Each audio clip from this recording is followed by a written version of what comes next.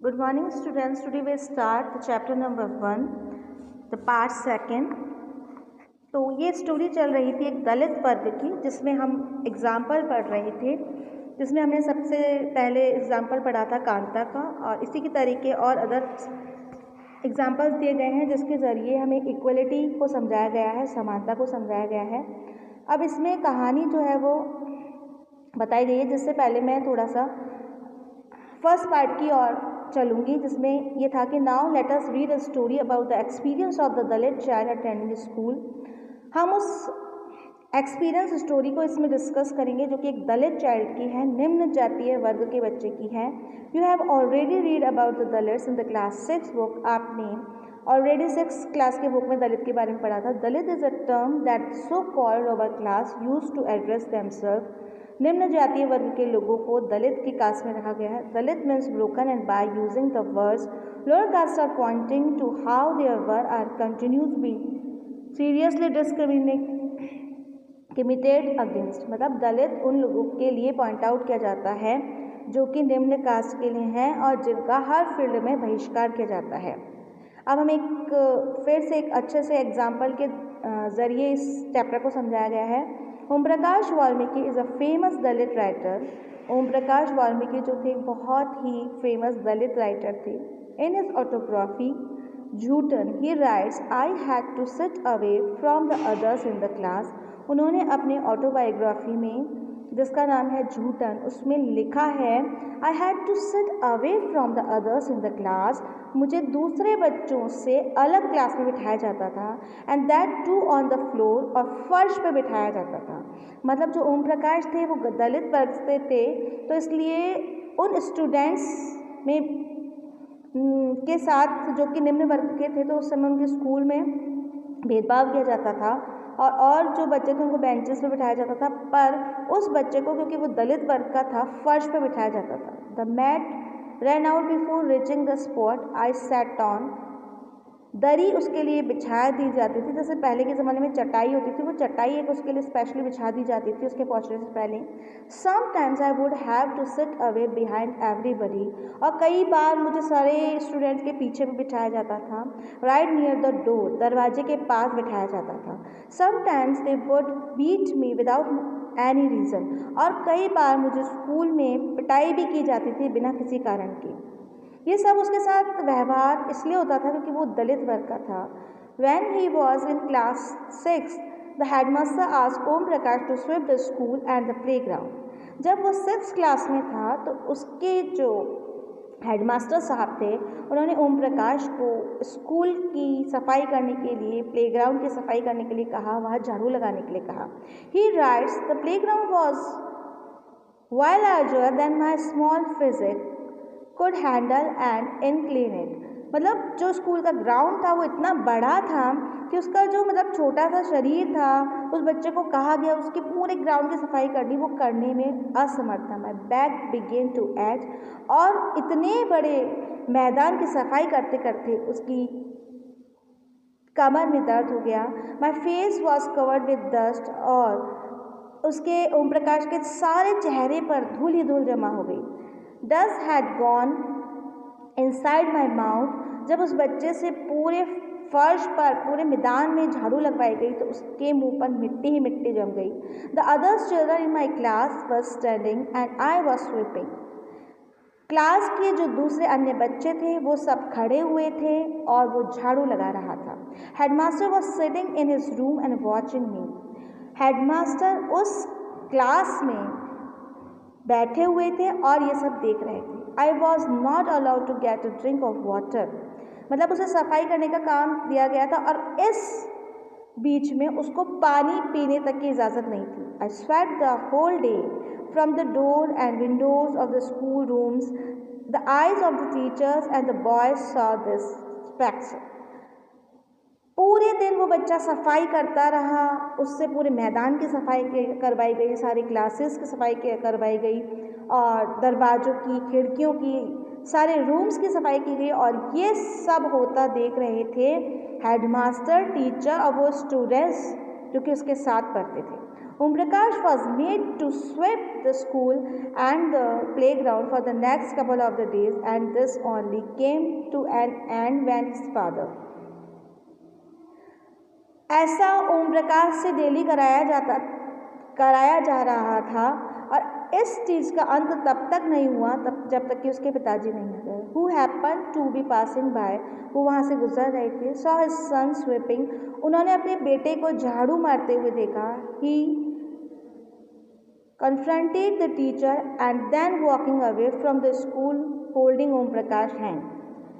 वो टीचर के सामने उन्होंने टीचर का सामना किया और ओम प्रकाश को हाथ पकड़ते हुए ले गए. He said loudly for all of them to hear. उन्होंने बहुत ज़ोर से चिल्ला के कहा, You are a teacher, so I am leaving now.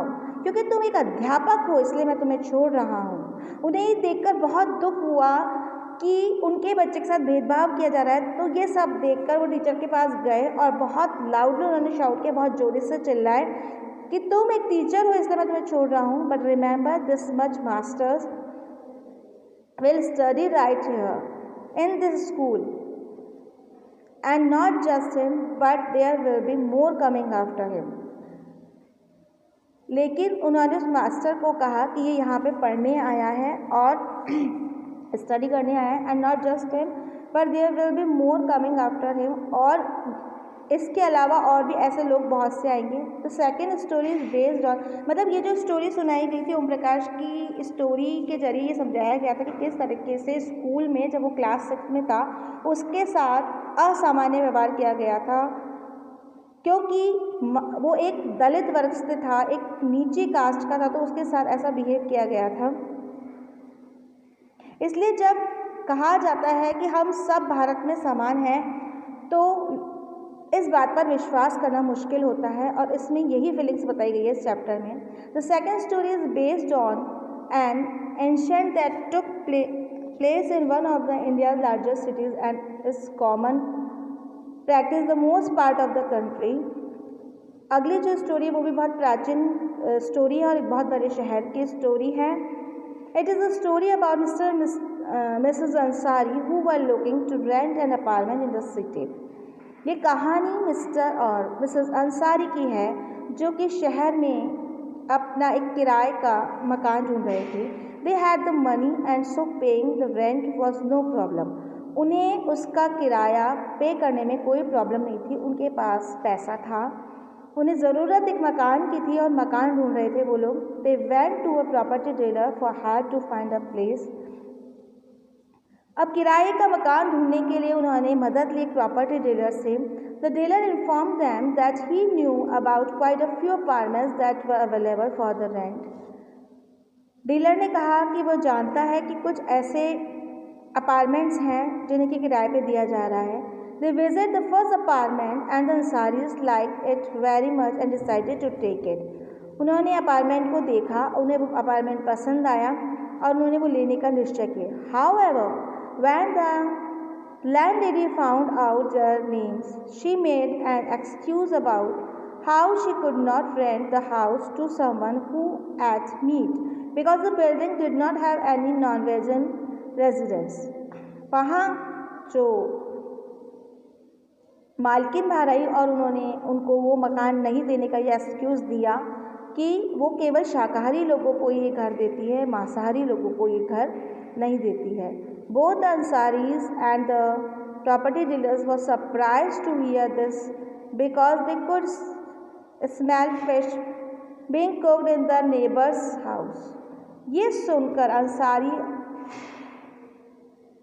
और उनकी वाइफ को बहुत आश्चर्य हुआ, साथ में प्रॉपर्टी डीलर को भी बहुत आश्चर्य हुआ, क्योंकि उनके पड़ोस में से फिश की स्मेल आ रही थी. The same excuse was repeated in the second and the third apartment.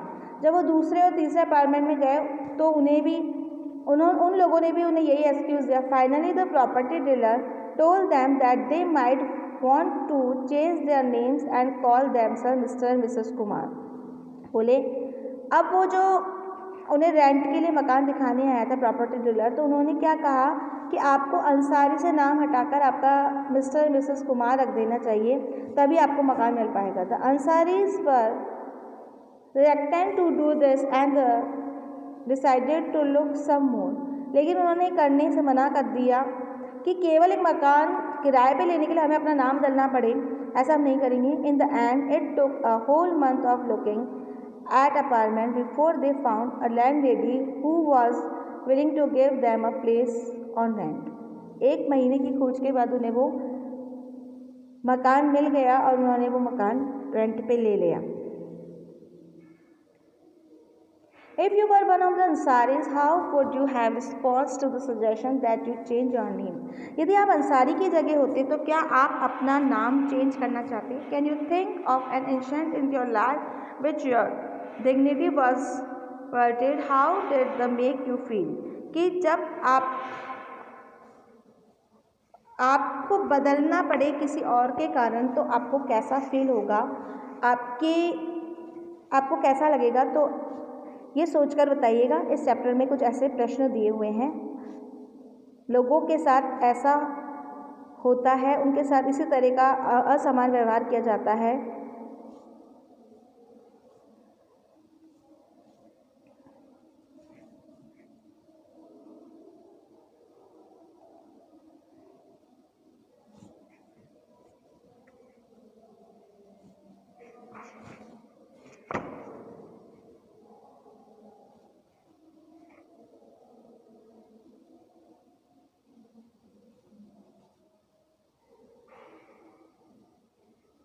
अब नेक्स्ट पेज इसका है,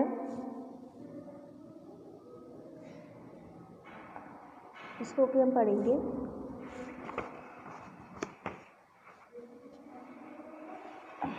नेक्स्ट सेशन में, आज का ये सेशन हम यहीं पे समाप्त करते हैं और नेक्स्ट सेशन में इसके आगे के चैप्टर को हम पढ़ेंगे। बस अब आपको इसी को अच्छी तरह से रीड करना है, समझना है और इक्वलिटी को समझना है। Thank you very much.